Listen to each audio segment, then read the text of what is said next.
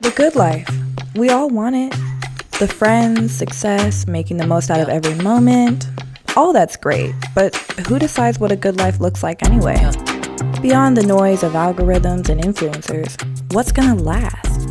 What if a truly good life is outside of a clapback cancel culture world and far better than the fake it till you make it society? What if we choose to trade the autopilot undercurrent of culture in order to look for something more? So what I wanted to do this morning was just sort of be honest with ourselves really quick. And I'm not going to ask you to do anything that I wouldn't do myself. And so I wanted to just get vulnerable and honest with you really quick about who I was in middle school and high school. And at that time in my life, my mom, my parents were together. And I remember thinking my mom was just like the dumbest person on the face of the planet. Like she just the sheer sound of her voice just aggravated me. Like, she would just be like asking, "Hi, honey, how's your day?" And he'd be like, "Oh!" Like, when you talk, I don't know, it just bothered the crap out of me for some reason. And I know that my heart and my attitude toward her was not good. It wasn't good. And I know that the words that came out of my mouth toward her were not good, but it revealed something about what was inside. I know that I had teachers at school that I would speak horribly about off campus, behind their back, sometimes even to their face, which would get me detention or in-school suspension, stuff like that. I wasn't good on the inside, and it started to look bad on the outside and catch up with me. Another place was church. Like, I had friends at church, and that was my community, my homies. But then I had friends outside of church, and those were two very different types of people. They were two very different groups because I was two very different types of person just in myself. I was a contradiction. I was a hypocrite. It's like the worst type of Christian you could be because it's a horrible representation of God the Father and Jesus, right? Whenever you say one thing and then you do another. But that was me. And if you looked at me, you would think there's this dude, and I was homecoming king and prom king, and you were like, he has popularity and he has influence, he's doing good in school, and like he's funny and blah, blah, blah, and like that looks great. It looks like you have the good life. But on the inside, my heart was cold and rigid and angry, and I hated myself. It was all fake. None of it was real, genuine, or authentic. The good life wasn't really good at all. What the world said is good and looks good, it wasn't truly good inside me whatsoever. But I still had this longing for the good life, like the real one, that I think we all have the longing for, that God knit into the fiber of our being to be drawn to him because he is good. And he said, you want this. You're trying to accomplish it through these other ways, but there's only one way to accomplish it, and it's through me. And I felt like I knew that, but I didn't know how to get there. I didn't know how to do it, right?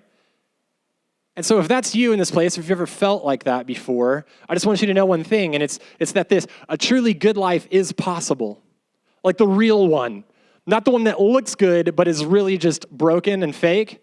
A truly good life is possible, and it's possible right now, not sometime in the future, not sometime when you're older or you have more things or you can just get out of this bad routine or this bad habit or whenever I'm out the house, whenever I kind of just get to a different stage of life. No, right now. But it takes work.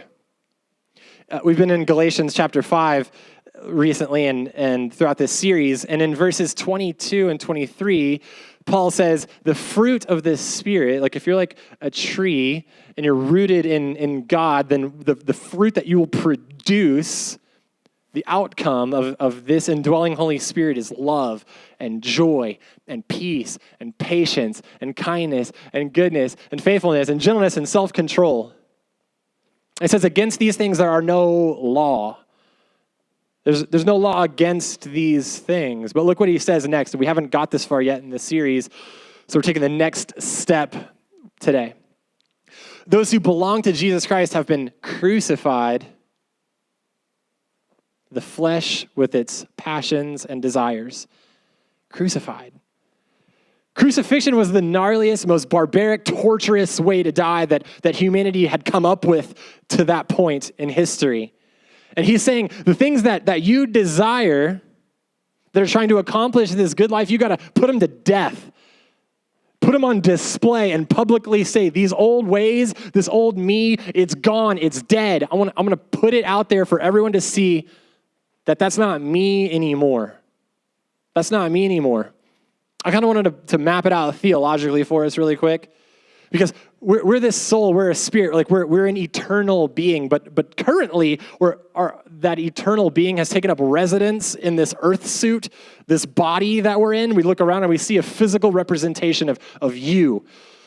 But this body is going to decay and this body is going to die, and you'll go and you'll live on into eternity, right? And now, if you have the Spirit of God inside of you, its longing is to be with God. There's the Father, Son, Holy Spirit. It's perfectly good.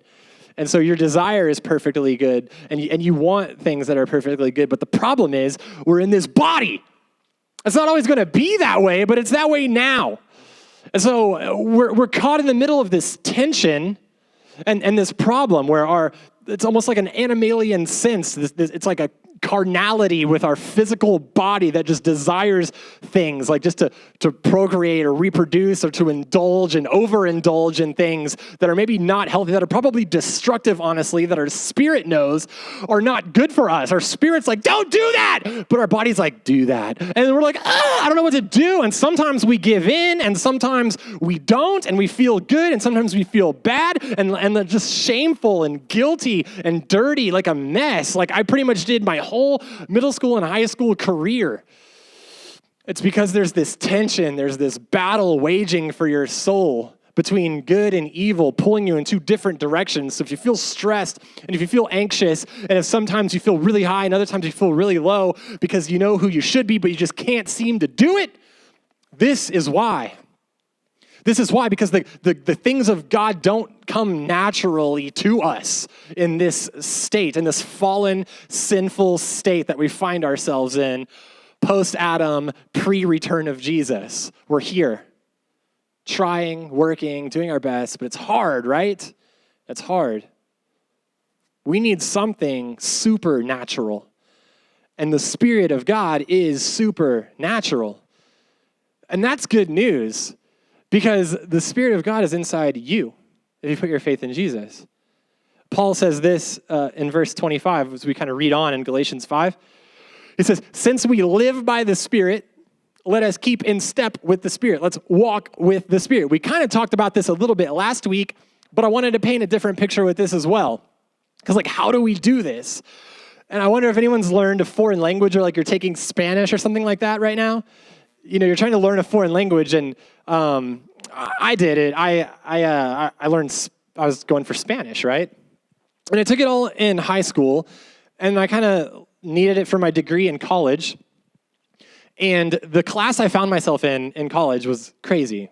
It was called Intermediate Conversational Español.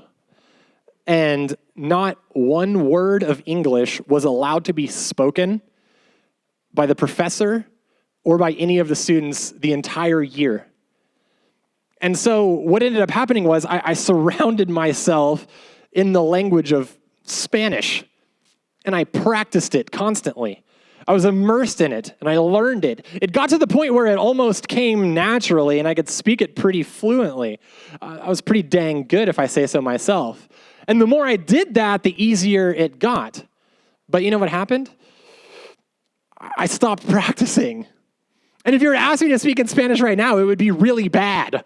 It would be really awkward because I haven't stayed with it. I haven't stayed in it. I'm out of practice.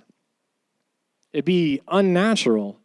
And I think it's like this with the fruit of the Spirit. See, the more time we spend with Jesus, the more like him we will become. Right? If we're looking for this good life and how to really embody all of the things that are in us on the outside, to where that we're not hypocritical, we're consistent, we're the same everywhere, just like God is the same yesterday, today, and tomorrow. To really pull that off, we've got to spend time in practice. We've got to spend time with him, in his word, in prayer, in community. We have to spend more time with him than we do with not him. That's when it starts, the scale starts to tip finally. The more we practice good fruit, the less we will partake in bad fruit. And a lot of us, we see the fruit of the Spirit. We're like, bro, I'm the exact opposite. There's love. I have hatred in my heart. There's joy. I have anger in my heart. There's peace. I have anxiety in my heart. There's kindness. I'm rude. The list goes on. You can say, I'm prideful. I'm selfish. Whatever it is that you struggle with, self-control, it's a struggle for me. And that's okay. We will desire the things of this world the more we're in the world, but we'll desire the things of God the more we're with God. So we have to put in the work to tip the scales. We have to die to the old self, to die to the flesh, to die to the desires of this body and this world, because we're living for something greater. We're living for something more. And so the more we desire the things of God, the less we'll desire the things of this world. And that's my hope. And that's not just my hope. That's God's hope for us. That's why he designed us, to bring glory to him while we're in this stage of physicality on planet Earth, when we have the choice. Because you could totally not do any of this. That's a choice. I don't know about you, but I want to. I want the good life. As we kind of finish off in this look at Galatians, we go back actually into chapter 2. And Paul says this in chapter 2 of Galatians. He says, I have been crucified with Christ. That's a word picture, by the way. If you can imagine yourself hanging there with Jesus, suffering and bleeding and being tortured to death as you eventually suffocate to death, he says, like, that was me up there on that cross, the old me, the flesh, the sinful desires, the things of this world, like, they're put to death right there with Jesus. In that moment, sin was conquered. In that moment, the desires were overcome. The power, the same power that rose Christ from the grave became alive in you the moment you accepted Christ into your heart. And Paul is just speaking this over himself. He's like, I have been crucified with Christ. It's not even me who lives anymore. It's no longer I who live, but Christ who lives in me. That's pretty cool. It's like, I'm not even driving this ship anymore. I'm not in control of my body or my thoughts or my words. It's all Jesus. He's the only one in control. He's dictating the words that come out of my mouth. He's driving the places I go with my feet. He's controlling my relationships with other people and how I treat them and how I think about them. It's all him. It's all for his glory. He said, the life I now live in the body, I live by faith in the Son of God who loved me and gave himself up for me. That's a reason to celebrate. That's a reason to celebrate, because if you can just imagine not even struggling anymore, the things that you're tempted by, the things that come naturally, that just slip out of your mouth, that not even happening anymore. The things of the world that you keep failing with, and you can't seem to overcome those habits that you keep doing it again and again. In small group earlier, I lead 6th grade small group, and this one student confessed he was struggling with stealing cookies from his house. I was like, 6th grade, like, yeah, that's the biggest problem we got right now. That's good. He's like, I keep stealing cookies, and I know I shouldn't, but I can't stop. I know that I'm going to get in trouble even, because I know I'll get caught, because the number of cookies that are there at night are not the same as that are there in the morning, and I'm the only child, so it's like, it's right there. And I'm like, well, why do you keep doing it? He's like, I don't know. I said, well, what if it wasn't even a temptation anymore? Because it's not really about the cookie. It's about honoring your parents. Just like for us, it's not really about vaping. It's not really about sex. It's about honoring our Father in heaven. It's about honoring ourselves and the people around us, and the other things will come. But if we try to focus on just behavior modification, like I'm just going to act better without the relationship behind it with Jesus Christ, who, like I said, loved you and gave himself up for you, then it's empty. It's empty. It'll fail. There's depth to it that we're missing if we're not in relationship and we're keeping in step with the Spirit. This would be the good life, right? If it wasn't even appealing anymore. We weren't even tempted anymore. It wasn't even a struggle anymore. It's just easy. Your friends are all smoking. It's like, I'm not even drawn to it. I don't even care. I love you though. That would change things, right? That's the good life.